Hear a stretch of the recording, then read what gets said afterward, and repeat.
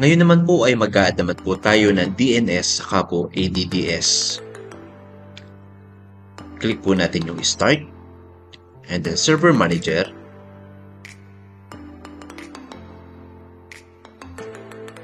Then click Add Roles. Then click Next.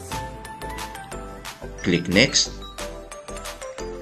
Next. And then click po natin yung DNS. Add Features. And then Active Directory Domain and Services. And then Add Features. And then click Next. Next. And then click Next. Next. And then click po natin yung Restart the Destination Server automatically if required. And then click Yes. And then click Install.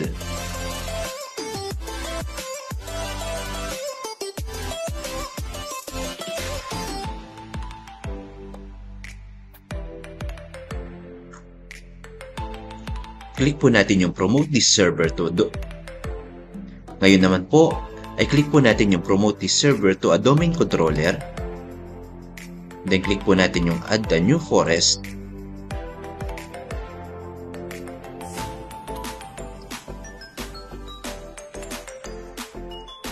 And then, lagay po natin yung root domain name. So, ang lalagay po natin is willialmus.local.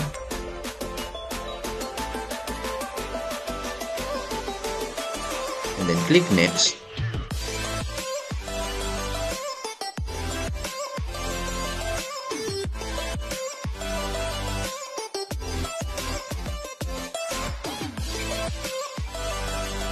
Ngayon naman po ay naghihingi naman po siya ng Directory Service Restore Mode password. So, ang ilalagay po natin ay CSS_2025. Then, confirm natin CSS_2025. And then, click Next. Then, click Next ulit. And then, click Next.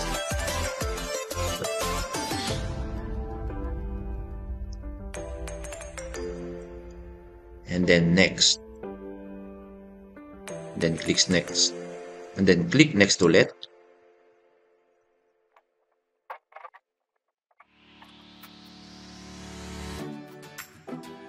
Then install.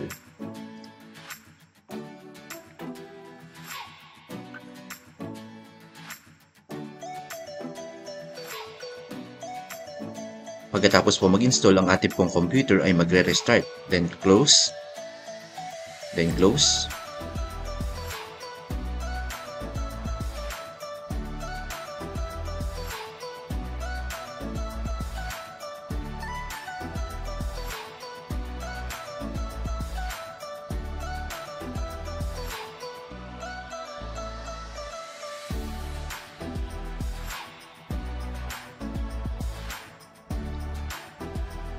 Pagkatapos mo mag-restart ng ating computer, punta po tayo ng Tools, Active Directory Users and Computers.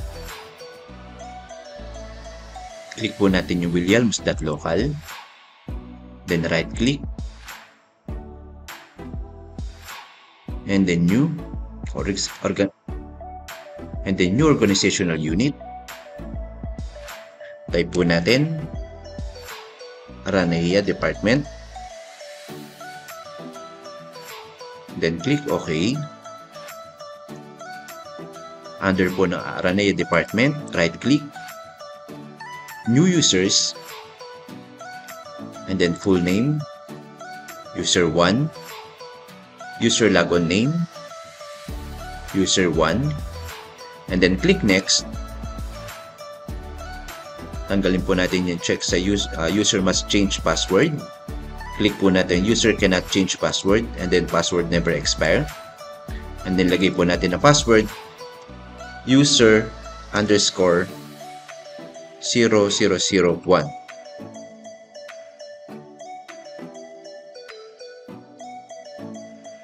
And then click Next. And then finish. Right click po natin yung user. Then copy. and then full name, user2, user logon name, user2, and then click next, password, user underscore 0002,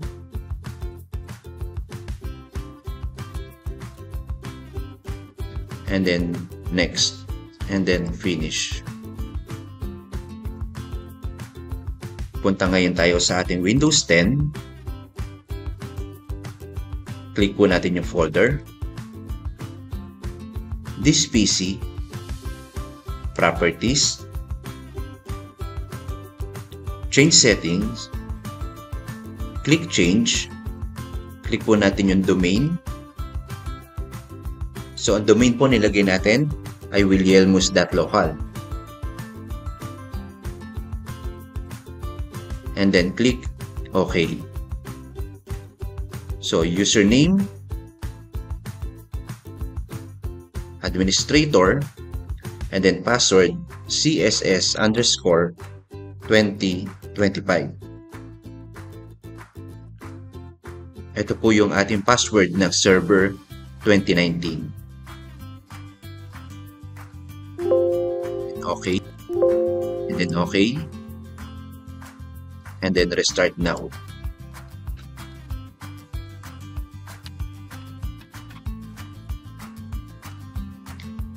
Ngayon po ay makikita ninyo ay meron na po tayong other user. Click po natin siya. So kanina po sa ating pong server 2019 ay gumawa po tayo ng dalawang user. So buksan po natin siya. Ang ating pong password ay user underscore 0001.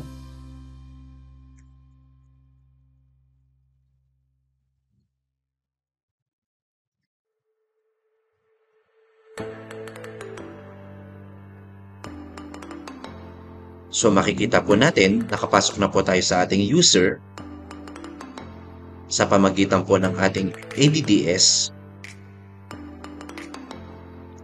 at saka po sa ating DNS.